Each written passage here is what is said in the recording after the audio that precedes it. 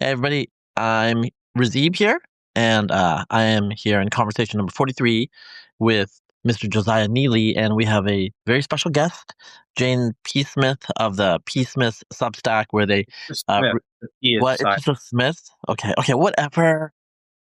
P is silent, like pseudonym. P.G. Woodhouse. Oh, I always say the P in my head. That's weird. Yeah. But it makes sense. It makes sense. Okay, so yeah, so the Smiths, so Jane and can I say your husband? John. He's John. John. Okay, yeah, John, your husband. You guys review books and whatnot, just kind of comment on the passing scene.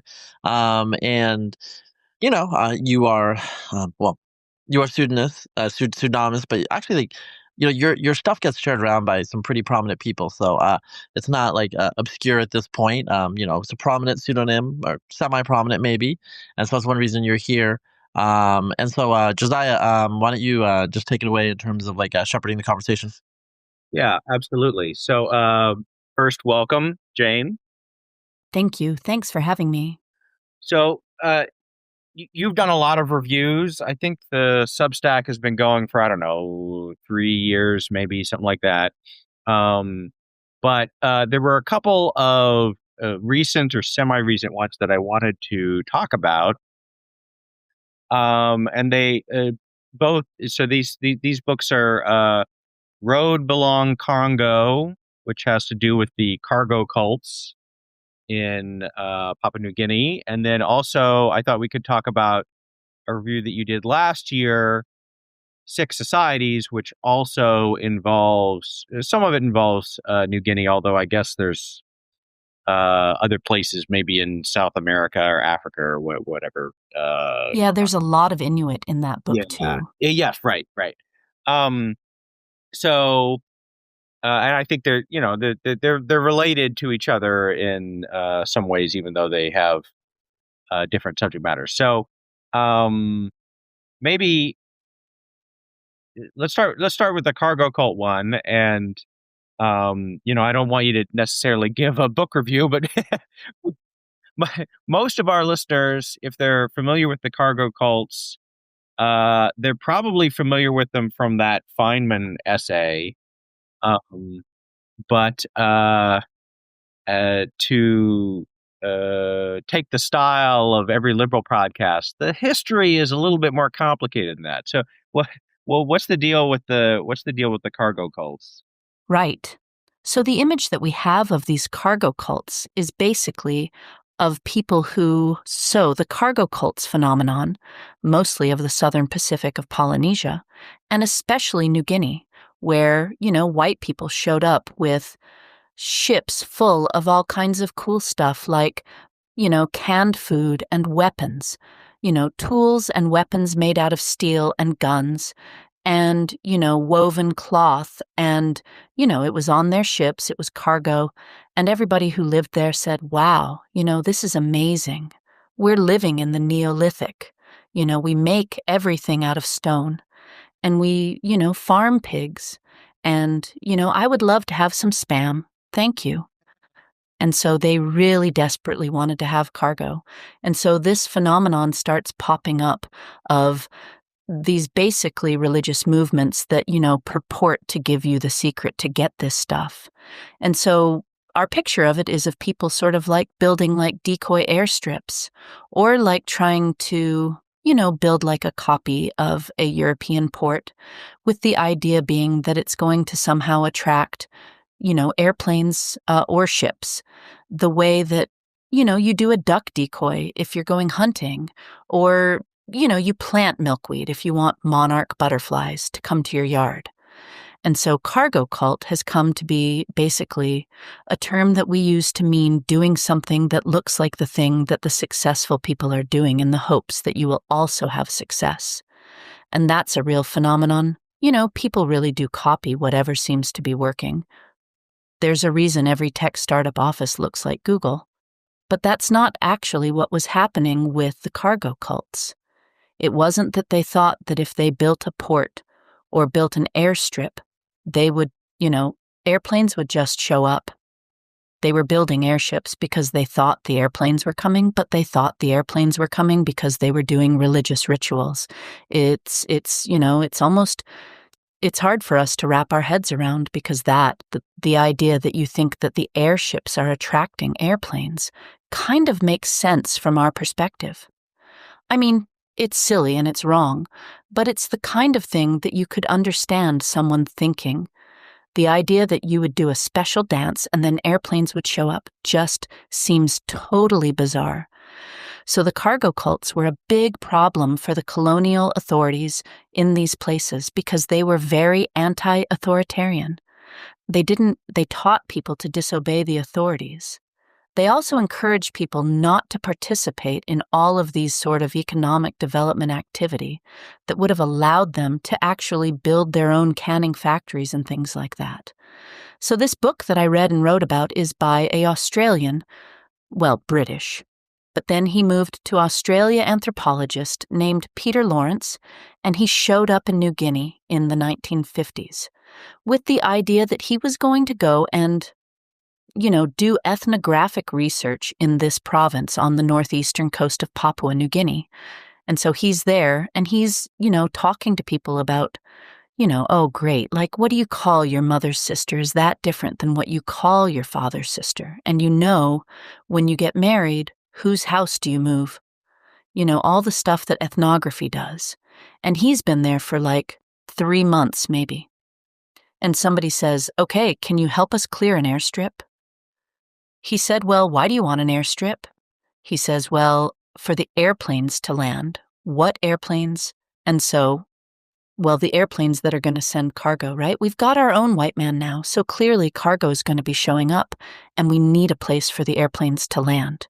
And he's totally confused. He starts asking him more questions, and he realizes really quickly that what he had seen as this, bizarre antinomian cult activity actually made total sense from the epistemological assumptions of the people he was dealing with. And so he wrote this book basically to explain, number one, why people participated, why people have these cargo beliefs, and what they actually meant in practice, and to look at the career of the guy who became kind of the New Guinea cargo messiah, which was the whole second half of the book, is about this one guy who, incidentally, is the guy who, so your listeners have probably read, I know you guys have read Jared Diamond's Guns, Germs, and Steel, which is this book from the 90s. I read it when I was a teenager, and it sets out to explain basically why Europe ended up colonizing everywhere, as opposed to New Guinea colonizing everywhere. But Jared Diamond frames it as a response to this guy he met on the beach in New Guinea, who asked him essentially this question. And what he doesn't mention is that the guy had been about 20 years ago the New Guinea cargo cult messiah, who came to a sorry end to the point that he was wandering on the beach talking to American ornithologists. But so the road belong cargo is half a look at cargo cults in New Guinea up to about 1950, and then half the story of this guy, Yali, who Jared Diamond wrote a book to. Yeah, this is evidence for one of my crank theories, which is, you might be familiar with Dunbar's number, which is normally interpreted as that people can only keep track of a certain number of people for social relationships. It's like 150 or something. But my theory is that actually there are only 150 people. It just kind of it seems like there are more, but actually, if you scale down to it, which is why you might think a little, well, how could Jared Diamond just like randomly be walking on a beach in New Guinea and run into this Yali guy? And it's because Wait. You're saying 2% of humanity is right here, right now. I mean, I'm a lawyer, so math is not my strong suit. But if you say so, receive, yes, 2% of humanity could be, on this podcast. But anyway, so yeah, Yali. Okay, so I have another digression. Sorry, this is kind of the way this show works sometimes. But when you're talking about like the not the real cargo cults, but the false impression that we have of cargo cults is like kind of they're doing silly imitation or whatever.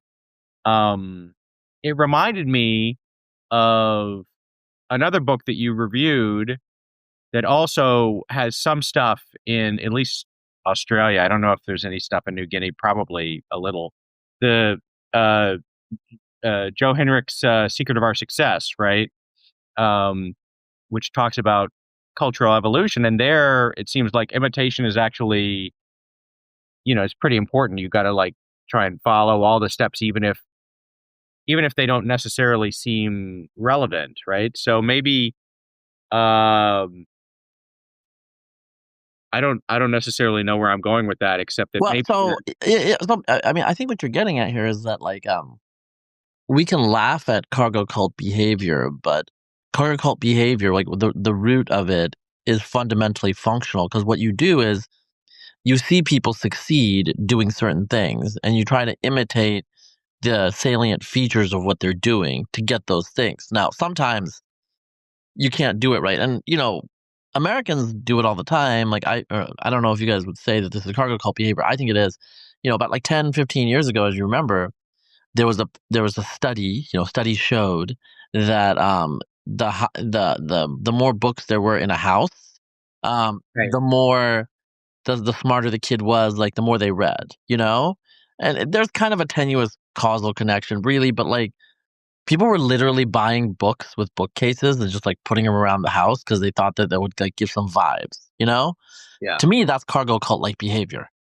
Right. And so I think that is very understandable, but I think what Jane is saying and what this book is saying is actually that's not really what the cargo cults were about. It was something actually much stranger to us. Okay. Yeah. So I want to put a pin in what you were saying about Joe Henrich's book, because I also wrote a review of that one. And I think it's really, really interesting. But I think the other book review that you mentioned, Six Societies, I think is a very useful and interesting corrective to some of the way that Henrich describes cultural evolution. So I'd love to come back to that. But let me just very quickly say what now I've said, that what cargo cults aren't, so what cargo cults are in this New Guinean context. Kind of depends on some worldview stuff that seems very weird to us, which is essentially that they believed, or at least the people in this particular part of New Guinea, because New Guinea is incredibly culturally diverse, but this particular region, they thought that material culture was created and given to them by the gods. That stuff, right? Not like literally your canoe, but the knowledge of making a canoe was not a product of human invention, but was basically the process of doing it was created by the gods, and it required ritual behavior as part of it. You can't just do the canoe. You have to do the canoe prayers, right? You can't just plant your garden. You have to say the prayers to the tarot goddess. And, if your neighbor has a better tarot garden, it's probably because he's got a better goddess with better rituals. And you could go learn his rituals, and then you can do them, and then you'll have a better garden too. So the entire understanding of how the world works is built around the presence of gods and spirits who are real and physically present in the world around you, right? They live in like that stump over there, or this grove of trees, or this spring. And if you do the right rituals, they will give you stuff. Either they'll teach you how to do something, or, they'll make your pigs happy and healthy. So when Europeans show up with cargo, obviously they have a cargo god who has, created things like ships that can cross the ocean, and canned food, and, guns, and obviously, they know the rituals and the ways of invoking the cargo god. So eventually the people of New Guinea said, or the people of Madang province of New Guinea said, gosh, we want this stuff too. We need to learn their rituals. Gosh, how lucky they've sent us missionaries who are going to teach us their rituals. And they all became Christian because God created cargo. right? God created bags of rice and steel tools and matches, and he sent them to the Europeans. They had this whole reinterpretation of the story of Genesis around cargo where, people were very wicked. And so God sent a flood, but it's okay because he taught Noah how to build a European style ship. And then he gave cargo to Noah's family, except for Ham, who got exiled to New Guinea on account of looking at his father naked. So God took away his cargo and sent him to New Guinea, but then he felt sorry for the New Guineans, so he decided to send missionaries to teach them how to perform the appropriate rituals so that he could send them cargo again, and cargo. The main port that served New Guinea is in Sydney, Australia, so obviously the cargo comes from Sydney, and you can see the boats that are coming from Sydney with the cargo in them. So since God is sending the cargo, obviously, God is also in Sydney, but he's in a special place called heaven, which the missionaries have told us about. And heaven is in the sky, so everybody basically concludes God lives in the sky above Sydney, Australia. And he makes cargo, and he sends it down a ladder, and it's put on boats and shipped to New Guinea. And if we do the right rituals, right, if we get baptized and sing hymns and stuff, then God will write our names on the boxes that are coming in the holds of these ships and send them to us. And then we'll have cool stuff too. And so, New Guinea, even now, is mostly Christian. But, after like 10 or 15 years of this, they kind of realized that it wasn't working and the cargo wasn't showing up, at which point stuff started to get a little bit weird. Yeah, this is I think a fascinating element of it is that it's not a static process, because you would think, okay, if they do if they think the rituals deliver the cargo and then the cargo doesn't show up, wouldn't they figure out something was going on? I guess the answer is yes, they do. They keep the nature of the doctrine keeps like evolving, but not necessarily evolving in a direction closer to what we would think of as reality, right? They just Well, right. I mean, this is the part that I found so fascinating is that, it seems really weird, right? We're sitting here going like, well, obviously, if you do a special dance like that, does not cause canned meat to appear. But if you try and flip it on its head and imagine that like aliens have showed up and they, wave their arms around and like incredibly hyper advanced technology, materializes out of the air.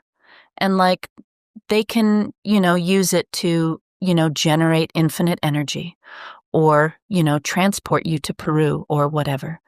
And, you ask them, Mr. Alien, how does this work? And he says, well, it's magic. We're doing magic. You're not going to be like, oh, okay, I guess magic works. You're going to be like, okay, well, maybe it's nanotechnology. And like the arm waving is like some kind of activation signal. Maybe they're like emitting signals that we can't measure, right? Like maybe they're lying. You're not going to suddenly throw everything that you believe about, the way the world works or the basic laws of physics out the window. You're going to try and analyze what they're doing from your own epistemological framework. And, which makes perfect sense because your epistemological framework is correct. The laws of physics are, in fact, how the world works, we think. But for the Guineans, right, like the thing that they understand about fundamentally how the world works is that, material products are created by a ritual relationship between gods and people. And it takes just an absolutely enormous amount of like being repeatedly forced to re-examine these very, very fundamental assumptions to break out of it, which is, now you go to New Guinea and you say like, okay, where does stuff come from? And he's like, it comes from a factory where like they make it, they build it. But even in like 1970, when Jared Diamond is meeting this guy on the beach, he's still not completely convinced. Yali, had seen factories. had seen factories during World War II. And, he was aware that these things were not being literally produced by God in heaven. But he was still 100% convinced that the knowledge of how to do it right, the designs for the factory, were a product of a ritual relationship. So, at least to me, the most interesting part of this story, aside from the fact that, cargo is just a funny word, and the idea that, God is sending you spam from heaven is pretty funny, is just how alien people can be to one another, and how difficult it is to have real kind of cross-cultural communication. Because, all the time you've got these missionaries saying, well, if you, do the things that God wants you to do, he's going to bless you. And of course they meant, a very Christian understanding of what blessing means. And everybody in New Guinea said, oh, cool, yeah, he's going to send us cargo. That's what blessing means. In the cultural context, there's actually there's no way of communicating what these European missionaries meant by blessing in New Guinea Pidgin English that doesn't have an implication of material exchange, because that was so fundamental to basically any kind of social interaction between people. So it's just a really wild case study of, alien first contact, except that both parties are human beings. I want to jump in here really quickly. The way you're saying that, it's interesting to me because, and Papua New Guinea is, I think, I'm gonna double check. I think it's more Christian than considerably more Christian proportionally than the United States now. So this is, I think that's right. Yeah, because it's it has a huge number of Lutherans, for example. So it's 95.5% Christian. The United States right now is, I think, it's 80% Christian, something like that. It's dropped considerably in the last generation, and I think Papua New Guinea has it's 18% Lutheran. It's one of the most Lutheran countries in the world. That's the German. There's a German part in the north. So the way you're describing, and the way Jared Diamond described it to some extent is, Christianity, is associated with these people. With the technology, with the wealth, they have all this, just advanced stuff that these people want. But if you look at the conversion of Northern Europe in particular, certain regions of Northern Europe, especially in Germanic Europe and Slavic Europe, there are records and of some of the rationales that people made. And, one of the explicit rationales that new converts would make to the reluctant, traditionalists would be look, um, like look at what the Christians have, God will bless us if we convert to the religion, we do their rituals, and and you guys know the story of I don't know if it's totally true, but metaphorically it's true of Kievan Rus, where part of the conversion of Kievan Rus, which is cultural progenitor of Russia, to Orthodoxy, was some of them had been to Constantinople. They had seen Hagia Sophia. They saw the city, and they were we want to be like this. This is, we don't want to we want to still continue to drink alcohol. That was part of the story. That's why they didn't become Muslim, but the same story can be told of African groups or whatever that become Muslim as well. You become integrated into this. I'm going to use the word higher civilization. I understand that that's whatever, problematic now, but I think we all know what that means. A lot of people, they see another culture that they admire or want to emulate in certain ways, and they think that's you can be more rational about it, more analytical, but there are Chinese, for example, who argue for the conversion of China to Christianity because they think the Christian religion, aside from being true, but they also think there are implications from the soul and individualism that will allow China to become liberal, democratic, and wealthy and advanced in a way that the West is, right? Now, that's a very analytical way to state it, but it's not totally different from some of the more folk rationalizations, in my opinion. Yeah, so I think that there's kind of two ways that Christianity, well, just to talk about New Guinea, there's sort of two ways that it was appealing, right? They wanted to make friends with the Europeans, someone powerful and influential with all kinds of cool stuff shows up like you want to. You want to get on their good side. There's also political reasons that you would want to sort of align yourself with your new colonial overlord, right? You want respect. You want to be integrated into the society. So I think a lot of those reasons are, fairly universal especially for mass conversions. I mean, maybe not for the very, very early church, because that was not a top-down kind of a thing. But once there's a powerful, influential, impressive Christian society, people want this specific sort of like ritual for material gain, not in the sense that like God is going to bless us and like things will look good for us generally, but the extremely like practical, specific stuff that they were expecting. I think it's relatively unusual. Like people definitely expect, new converts often, I think, expect, things to go well, right? You suddenly, you write the Cairo on your shield. You expect you're going to win your battle. But, typically that doesn't literally mean that you're thinking God's going to, send you. I don't know, were they still using a pilum and a gladius by the Milvian Bridge? Probably not. But, he doesn't literally think God's gonna, send you cool guns, which a lot of the New Guineans, when the Japanese occupied New Guinea during the Second World War, a lot of the cargo cultists thought they had been sent by the cargo deity to bring guns that they could use to overthrow by this point, it was the Australian New Guinea. Was a German colony, and then after World War I, Australia, except for the brief Japanese occupation. But no, I was also thinking of the Kievan Rus in Constantinople, because, there's to a certain degree, right? By their fruits, you will know them, right? If somebody's doing something that seems to be really working, maybe you do want to copy that, or try and figure out what aspect of it is succeeding. And keep going with it. The interesting thing to me, or one of the many interesting things, to the extent that I can understand, that I can put myself in the like mindset or grok the thinking of these people, and I'm always a little wary, like particularly because the nature of the story is misunderstanding. I don't know that I can really get it.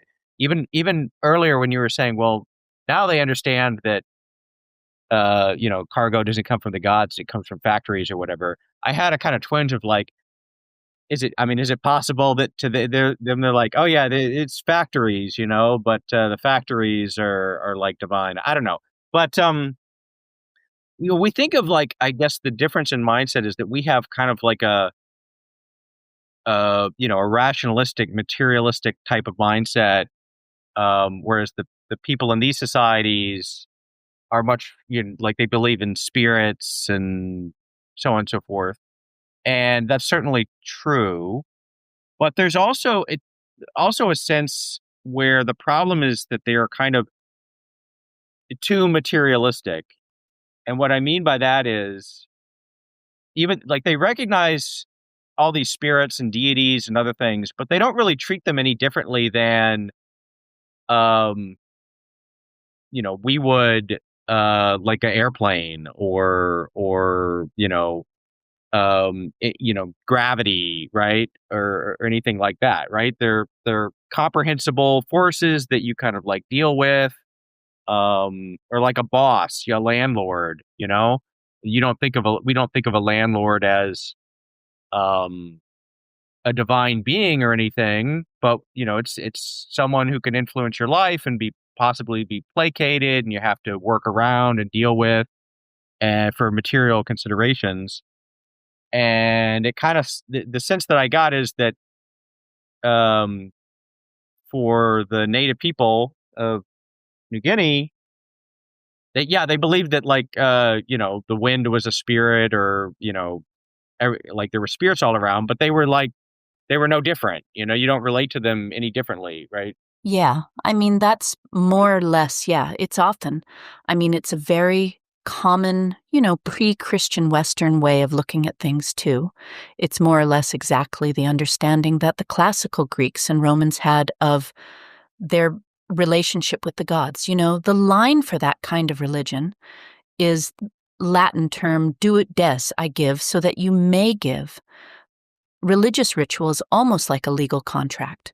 If you're a Roman and you're doing, you're at the temple and you're doing the ritual and you mess up, right? You say the wrong word or you step in the wrong place, you have to start all the way over at the beginning because there's none of this like ethical content that we tend to ascribe to religion these days. I think largely due to Christian influence. It's not about, how you feel about anything. It's not about how the gods feel about you. You're doing something for them so that they're going to do something for you. They're just these powers that exist in the world. And, it feels more like something out of a fantasy novel to us than it does like religion because we have been so sort of deeply imbued in kind of the Abrahamic understanding of what religion is and what religion means. But I think, historically speaking, if not like in terms of, population, like we're the weird ones, right? Like most people, all caps weird too, if you want to put it that way.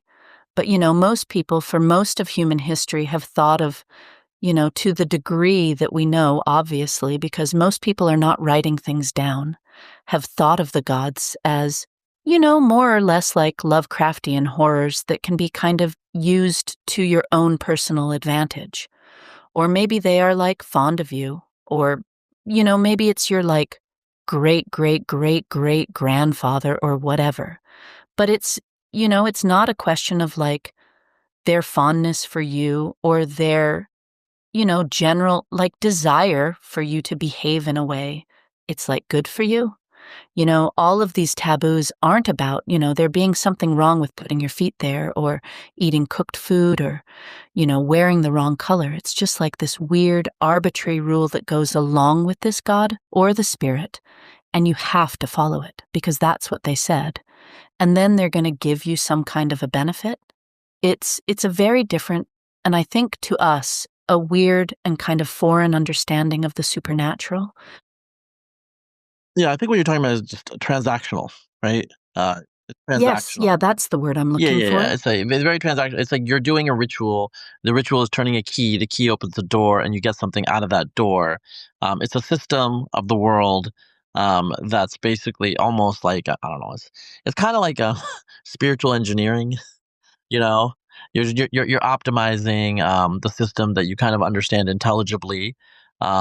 You I would say, when you're talking about American sensibilities and rationalizing it, I do think that there's one exception, one primary I mean, people pray to God, obviously, for the health and well-being of their family and things like that. But, most people, I don't know about most, but, a lot of people articulate it in a way where they're not just saying that like, "Hey, God, like I'm giving you this prayer, so in return, my mom," they don't you're not supposed to, you're taught not to like couch in a transactional way. But there is something called, it's called prosperity gospel.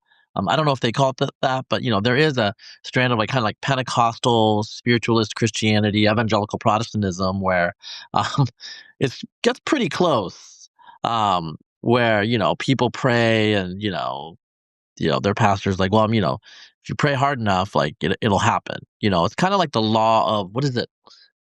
Law of Isn't there's like attraction. some law of attraction? Yeah, there's it's that feels like the law of attraction when they talk to it, where they're like, again, they're still Christians, so they can't say that like, look, if you get an X amount of prayers, you're gonna get an X amount of money. But they come really close to saying that, your belief and your faith is going to translate into wealth and material, And I think it's just a strong instinct a lot of people have. They want it to work like that. Yeah, the podcast is a terrible context for sharing a meme, but there's this meme that I love, which is an image of the Roman Colosseum with a group of people being set upon by lions. And the caption is, God loves you and has a wonderful plan for your life, which is, I guess, the opposite of the prosperity gospel. Correctly accurate. Yeah, yeah. Um, All right. Well, on that note, maybe we should move to something a little, less lighthearted. The Six Societies.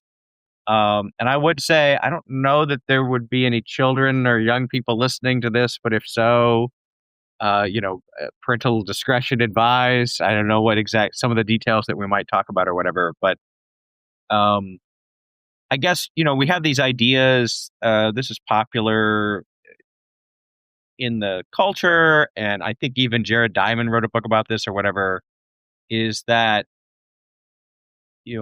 modern society is very messed up in all sorts of ways because we aren't anymore in harmony with traditional ways of living or whatnot. And then if you look to these tribal or native groups, then you can find people who are more like in tuned with nature and human nature and the right way to do things or whatever, whether it's parenting or work life balance. I don't know, whatever. But and maybe there's some truth to that in some circumstances. But I guess one illustration of this Six Societies book is that's not always the case, right? Yep, yeah. So this book was actually the one that led me to the Road Belong cargo book. So Six Societies is by an anthropologist at UCLA. He's since passed away. He has books from 1992, and he died, I think, sometime in the aughts. His name is Robert Edgerton.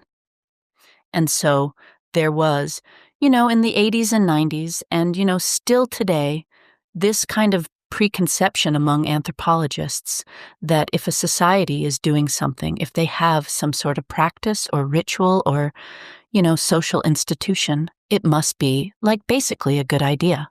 It must be basically looking for them, or they would have stopped doing it. So, and sometimes this is true, right? This is kind of Joe Henrich's shtick, and the secret of our success is, wow, look how smart cultural evolution is. It's led to people, develop these really elaborate ways of processing cassava that prevent them from getting chronic cyanide poisoning. It's led to these taboos against pregnant women eating particular kinds of seafood that, it turns out actually have dangerously high levels of whatever, gosh, it's just like biological evolution. This is, I'm exaggerating, but, it's just like biological evolution has designed the eyeball without anybody ever actually sitting down and figuring it out. Cultural evolution has developed all of these incredibly complex and successful institutions. And, some of the institutions of various societies work really well. And, nobody would ever have sat down and designed, the cassata processing from scratch. But there's also, things like the Navajo who have this incredibly pervasive fear of witchcraft and periodically would go into these social convulsions and expel or murder their neighbors under the belief that they were witches. They spent huge amounts of their time on magic, curing rituals that were supposed to prevent or heal the curses from the witches. And so the classic ethnography of the Navajo describes this as a really brilliant social institution that allows them to sort of achieve cultural social cohesion, but these are people who are spending enormous amounts of time, incredibly anxious, worried about a non-existent threat, occasionally murdering their neighbors. If nothing else, wasting time that they could be spending doing literally anything else productive or, delightful with their lives, trying to prevent or cure witchcraft. And if you try and, transfer this from strangers who live a very different lifestyle to you, to this academic department, which is, rife with politics and backstabbing, must be incredibly successful because they keep doing it. You immediately say that that's just silly. So Edgerton wrote this book basically just a list of examples of societies that do all kinds of really bizarre things that are obviously unpleasant, or scaling all the way up to no, they are about to go extinct. The most dramatic stories in the book all end with the colonial authorities of wherever these people are showing up and being like, no, you need to stop doing that right now, probably because in the cases where there was no outsider to show up and say, no, you need to stop doing that right now, the people just died out. I guess we can lead with the most, horrific example of there's this group in Melanesia who, just weren't having babies, right? They were going, literally culturally extinct because their fertility was so low. And there were various theories about what was going on. But eventually they concluded that what was happening was there was a cultural belief that strength came from male essence, which was communicated via sex. And so in order to make a new bride, fertile and strong and, able to bear many children, she needed to have sex with her new husband's entire extended family as frequently as possible. So the women all had chronic pelvic inflammatory disease and such horrific scarring that they were unable to become pregnant. So the population cratered, and eventually the Australian authorities showed up and said, no, you need to stop doing that. I don't know whether they are still around today, but, they were well on their way to dying out. And, there's stories of people who, practice just the most incredibly violent initiation rituals I'm not going to detail. If people want to read these really gross stuff, they can go find my book review. But, just doing just unbelievably horrific things to their sons and nephews and, the young men of their community, and when the colonial authorities showed up and said, no, you need to stop doing that, they're like, oh, thank God. We hated doing that, but we felt like we had to, right? There's the people who practice funerary cannibalism. You got to eat a little bit of a dead person. And the ethnographer who was hanging out with them when the colonial authorities made them stop doing that, gets them on the record saying, I hated doing that.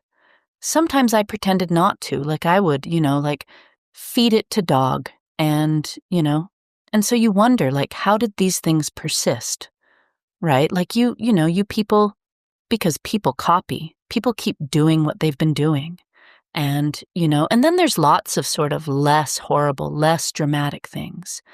There's societies where people are really, really careful to keep their children away from the evil sorcerers who might bewitch them, but not so careful about keeping their children away from the fire. The Maasai, who are pastoralists in Kenya and Tanzania, they look at cows as sort of their central source of wealth. And cows have dung, and dung has flies. And so flies around your children's eyes is a sign of wealth. But it also, causes your children to go blind pretty frequently, right? This is not a culturally adaptive practice, but people do it anyway. So, I have kids and I spend a lot of time in sort of mom spaces where everybody wants to tell you how traditional societies, you never put down the baby. Traditional societies, you breastfeed until they're 9 years old. Traditional societies do this, that, and the other. And some traditional societies are really, really bad. It's not a place you want to live, right? The fact that people have done it for a long time is not actually a foolproof indication that it is a good idea or going to lead to human flourishing. And of course, I don't think very many people actually believe that, right? There's a long, proud tradition of Westerners pointing to barbarians as, an example of some sort of virtue that we've lost. And it's not really about them, it's about us. And it's just a tool for us to say, I think this is good, but, there's some really weird stuff that people have done for a very long time, and that doesn't actually make it a good idea. Yeah, let me just jump in real quickly because I know you have to go soon, Jane. When you're talking about these basically maladaptive traits that can persist, as opposed to the examples that Joe Henrik uses in his book, like manioc preparation. I think that makes it not toxic, whatever. Like it's complicated cultural adaptation. I think the way sometimes you need to think about this, or people need to think about it, is like you have this tendency of like imitation and conformity. And obviously, you can be adaptive on two different levels. So, if you're the one person in your tribe that doesn't do a stupid thing, they might think you're a witch and they're going to kill you. So that's not adaptive, right? So an analogy here in the biological realm would be sexual selection, where sometimes there's something called runaway sexual selection, Fisherian sexual selection, where the selection on a trait is coupled with a preference on the trait. And what ends up happening is individuals keep preferring that trait more and more. And as there are more and more individuals that prefer the trait, the strength of the preference increases. So you can have a situation where animals are barely functional now in the world, but they're still sexually attractive. And so you have these different forces that I think are interacting. And, ideally, the role of something like anthropology as a science would be to kind of tease this apart, because there are some things that are, clearly functional. Well, not actually, they're not clearly functional, and so that's the role of the investigator. And then there are other things which are not functional in, like, say, an ecological context, but they might be persistent for whatever reason within the local social context. And I think these are the things that we should, try to tease apart. I mean, if we're rationalists, I mean, I think that, there's some conservatives that would say, you just leave, be a Burkean, just leave well enough alone, and, Chesterton's fence and all that stuff. And, be very, very careful. I think like an empirical conservative sensibility would say you should incrementally experiment and test and iterate, but the basic core functionality you leave alone, because probably it's around for a reason, or at least it's not harmful, right? What you're talking about, though, is in cases where some societies look like they're on the way to extinction. And that too is natural selection. I mean, I think that that's part of the story here, where, where Joe Henrik is telling the story of positive selection, of adaptation. But, that only that doesn't occur just through selecting upon a favorite trait. It also occurs through eventual deselecting and like a extinction of local populations. So I think what this is opening up is a more complex way to think about characteristics and traits that are heritable in some fashion, whether it's biological or cultural. Yeah, I think there's also a lot of traits that are cultural traits that are damaging or, bad. Yeah, things can be bad without being damaging, but that are not working well for people without actually leading them to, literal extinction. Those are some of the most dramatic and sort of surprising stories. But, there's lots of things that, the line is the market can stay irrational longer than you can stay solvent.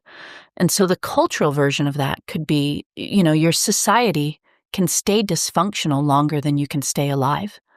There's sometimes if you're in a sort of situation of, like, just like with biological evolution, a situation of, intense competition. The fact that you're all chronically malnourished because you don't know how to farm very well is going to hurt you. But a lot of times you're just going to keep on being chronically malnourished. So you mentioned Chesterton's fence, which, I mean, can I just assume that your listeners know what Chesterton's fence is? If not, you can Google it. Chesterton is in a position of being able to use these kind of epistemological heuristics to defend the thing that he thinks is actually good, right? He's defending European Christendom. And he's saying, like, we should probably, you people who are critics of this should assume that, your ancestors were not morons, but Chesterton, plenty of other places, is, a major critic of things that have been done since time immemorial. He writes all scathingly about Carthaginian infant sacrifice, and he, writes scathingly about the Aztecs. He's not he and Burke both sometimes get sort of caricatured as these kind of, that are not change anything. That's what conservatism means, guys. But, that's a tool, that's a rhetorical device that they're using to defend a thing that they think is, actually objectively good. And, if you're in a situation where the thing that is currently existing is bad, then this kind of lazy knee-jerk conservatism as opposition to change isn't going to work out. Well, right, it's exciting, Oh, the conservative thing to do in the Soviet Union is to, think the Soviet Union should keep going, like any definition of conservatism. That leads you to say the conservative thing to do is to think the Soviet Union should, keep sending people to the gulag is just useless. So, my big takeaway from both of these books and, a lot of the, my big sort of anthropology hobby horse is like there's such a range of human cultural diversity. People just do so many things that are so different from what our sort of Western educated, industrialized, assumptions are. And it's bracing to sort of realize like what we have is not determined in any sense. It could be very different. The possibility space is really, truly enormous. And you can't rely on these, well, have they done it for a long time, kinds of heuristics. Is it traditional to tell you if it's good or bad, right? You have to actually, think about whether things are, you have to think about ethics. You have to have a theory of sort of what, a philosophical anthropology as opposed to a cultural anthropology about, what is a human being? How should a human being live? What's that about? You have to engage with the much deeper questions. I mean, also, the stories are fascinating. Wait, okay. Before you leave, I do want to like address this a little bit because I think you can, look at like different ways, use different lenses. So, for example, like let's think about like functional adaptive.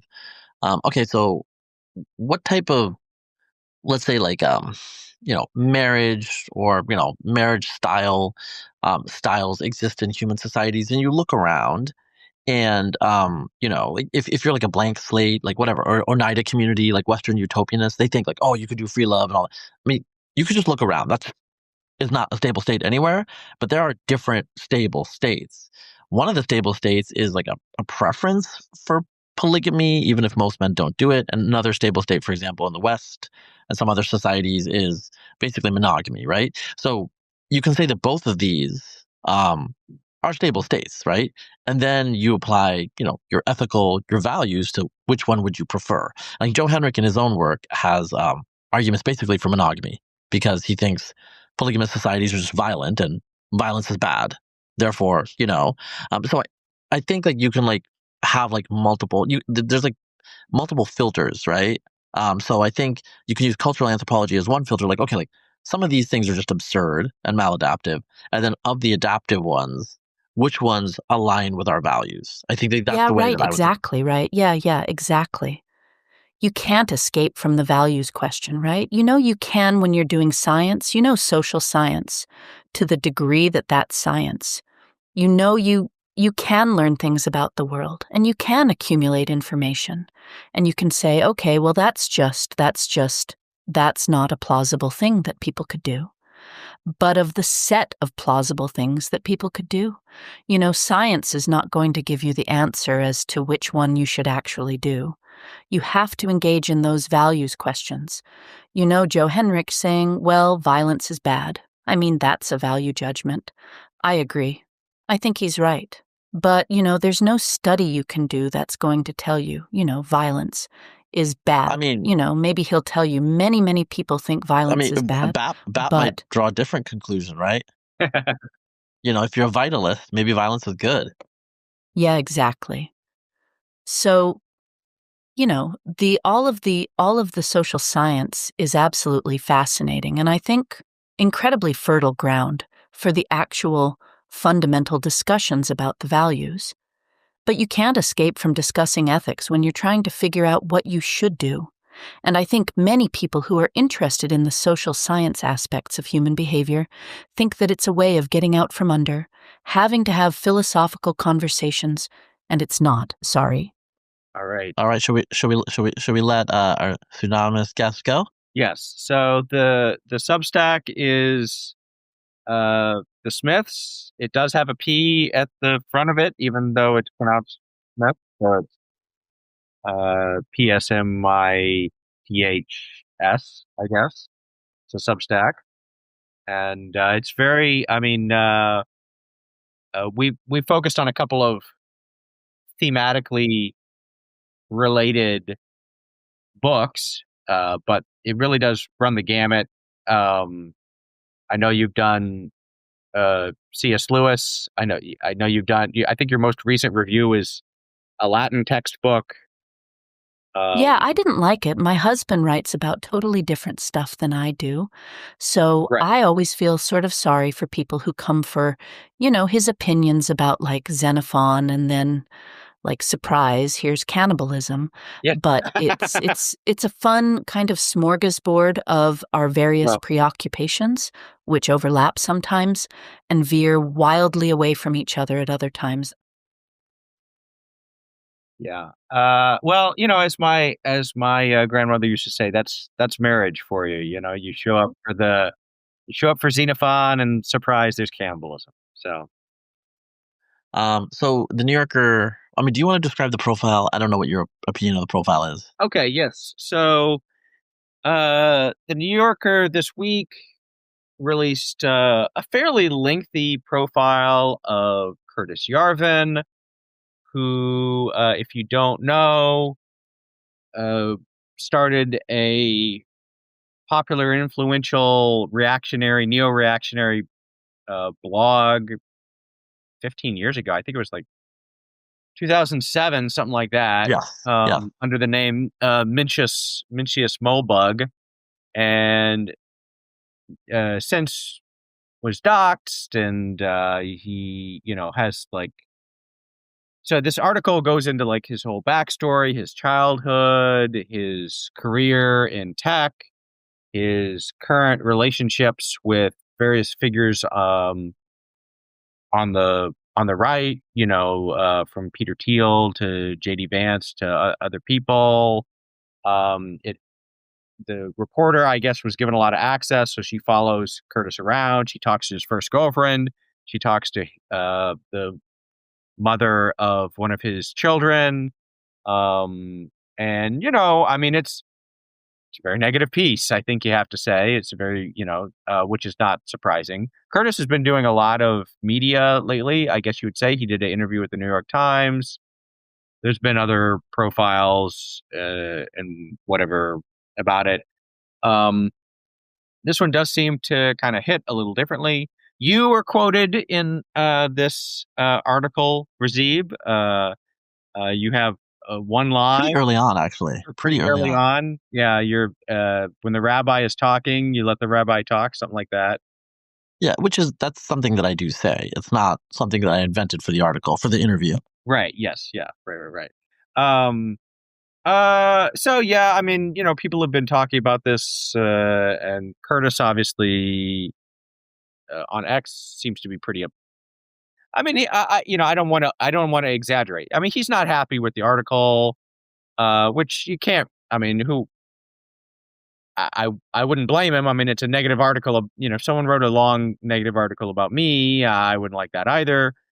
Obviously, since he gave the reporter a lot of access, not only giving interviews, but inviting them along with him to, various events and things, he must have at some point thought it would turn out differently.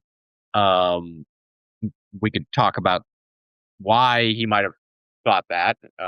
But Well, I think his experience with the New York Times, like he felt, was pretty positive. I think that's what it was.